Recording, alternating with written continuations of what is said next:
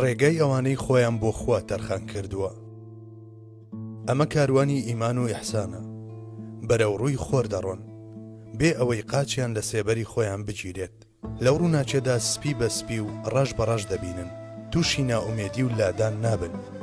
بە بلاجیکتۆری ئیحسان گریمانی توش بوون بە هەڵە بچووکەکان تێدەپەڕێنن، لانادەن بە وێنەی لادەرەکان، هاوڕێ لەگەڵ دوعای ئیهدینە الصراط المستەقیم لەسەر زمانیان دەڕۆن بەرەو ئەو دیو و ئەو دیوی ئەو دیوەکان.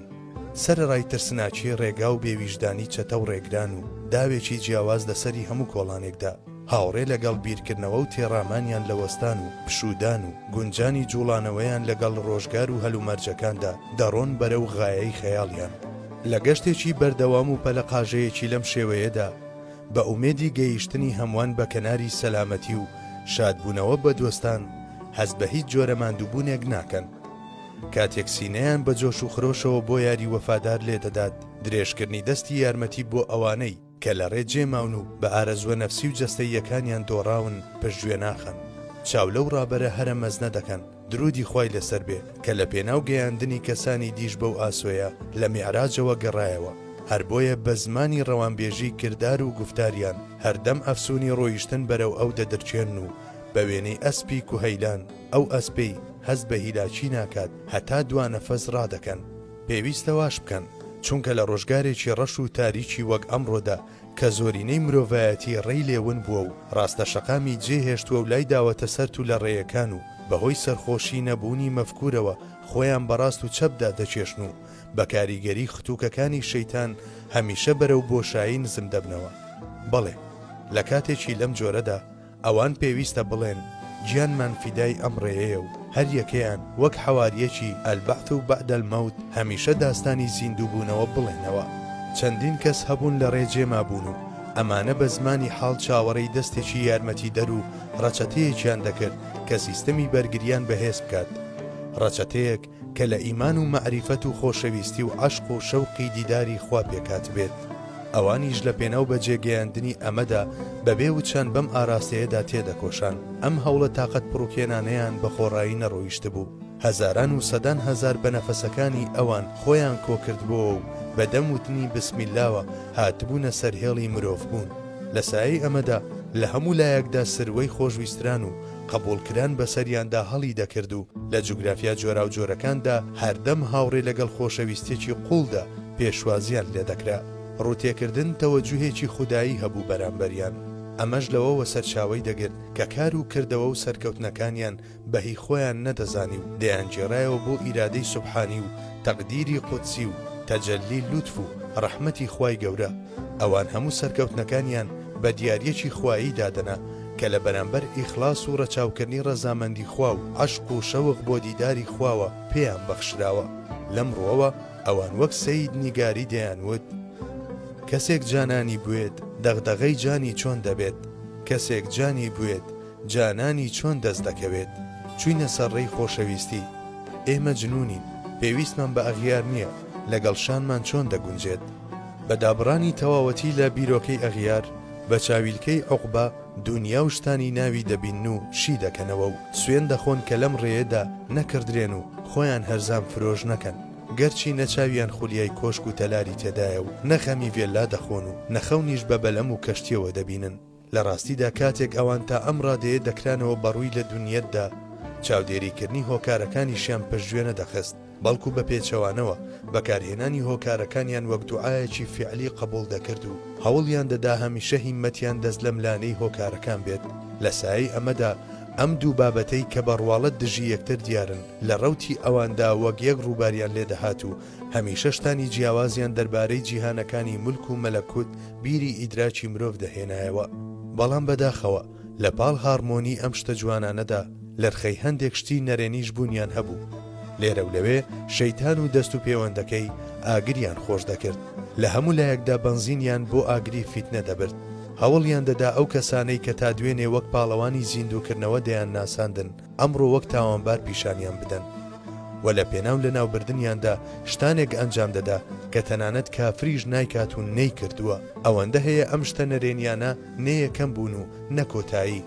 لە ڕابردووەوە هەتا ئێستا هەمیشە لەسەر هێڵی هاوشێوەی ئەلعەینە بەردەوامیان هەبووە.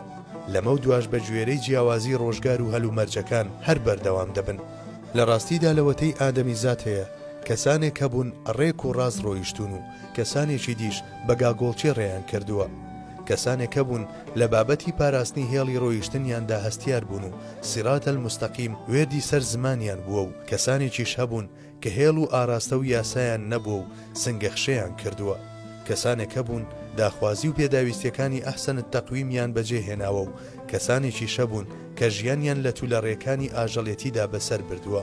کەسانێک هەبوون لەگەڵ فریشتەکانی ئاسماندا ئەسپیان تاوداوە و کەسانێکی شەبوون کە نەفس و شەیتان داویانن بە زەویدا. کەسانێک هەبوون هەمیشە ڕاستڕەوی و ڕازگۆیی لەسەر زمانیان بووە و ڕەزامەندی خۆیان کردووە بە ئامانجی ژیانیان و کەسانێکی تریش هەبوون کە لەم لادان بۆ ئەو لادان تلاونەتەوە. بەڵێ مێژووی مرۆڤایەتی لەمانە کەمی نەبووە، لەمە و دواژ نایبێت. ئەوەندە هەیە خوای گەورە هەرگیز لە هیچ سەردەمێکدا ئەو کەسانەی بە تەواوەتی بە تەنها جێنەهێشتووە کە خوا و ئیخلاس و ڕەزامەندی و شەوقی دیداری ئەو لەسەر زاریانە. جاروبار لە ڕێگەی پێغەمبەرانەوە ئامانجی بۆ دیاری کردوون، ئاسۆی ڕێبوارانی ڕۆشن کردوێتەوە.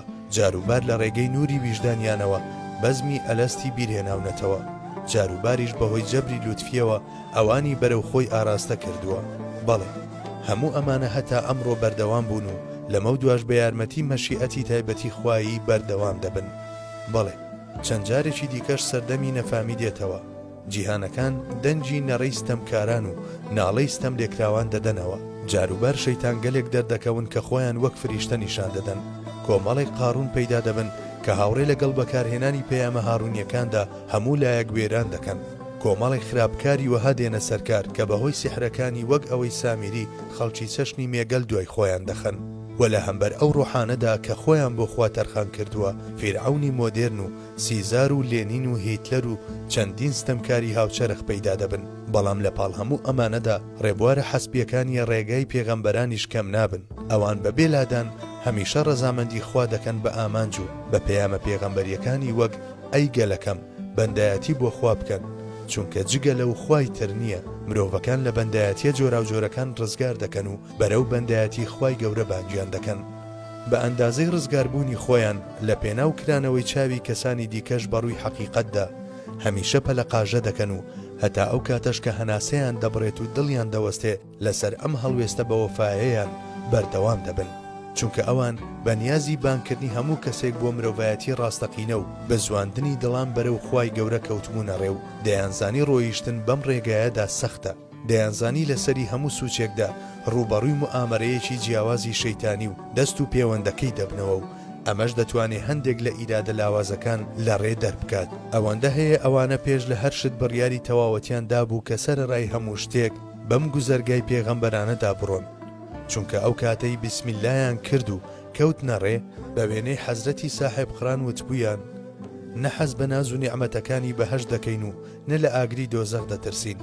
لە پێناو ئاراستەکردنی مرۆڤایەتی بەرەو مرۆڤیەتی ڕاستەقینە ئەگەر پێویست بکات ئامادەین وەک حەزرەتی ئیبراهیم خەلیل بخرینە ناو ئاگرەوە تاکە خولیە و ئامانجی ئەوان بریتی بوو لە ڕزگارکردنی حەق لە ژێردەستەیی باتڵ بە زمانەکانی گفتار و حاڵ و دەستەبەرکردنی ئاشتی جیهانی لە نێوان سەرلەبەری مرۆڤایەتی و بەرهەمهێنانی هەستی یەکگرتن و یەکریزی لە گشت دڵەکاندا. خاڵی یەک مەبەزلەی بەدیع الزەمان سەعیدی نورسیە. کاتێک لە ڕێگەی ئەم مەفکورە مەزنەدا هەنگاویان دەنا دەیانزانی کە ڕۆحە چەپاڵەکانیش بێکاردانانیشن. لەبەر ئەوە کاتێک ئەو بەدبەختانەی کە لەگەڵ باتڵ ئاوێتە بوون بە شێواز و ئامڕازی جۆرا و جۆر هەوڵیاندا ڕێگاکان وێران بکەن و پردەکانی پەیوەندی کاول بکەن، ئەوان هەرگیز تووشی سەرسامی نەبوون و بەردەوام بوون لەسەر داگیرساندنی مۆمی کەسانی دیکەش. باوەڕی تەواوەتیان هەبوو بەوەی ئەو مۆمانە ناتوانرێت بکوژێنرێنەوە، چونکە لە پشتیانەوە عینایەت و ئیرادەی خوایی هەبوو. لەم ڕۆوە وێردی زمانی ئەوان بریتی بوو لە تەقدیری خوددا بەهێزی بازوو ناگەڕێتەوە، چرایەک مەولا هەڵی بکات بەفون ناکوژێتەوە. زیا پاشا و بەدەم داگیرسانی مۆمی دیکەوە لەسەر ڕۆیشتن بە شاڕی پێغەمبەراندا بەردەوام بوون، هەر سەرفراز بن.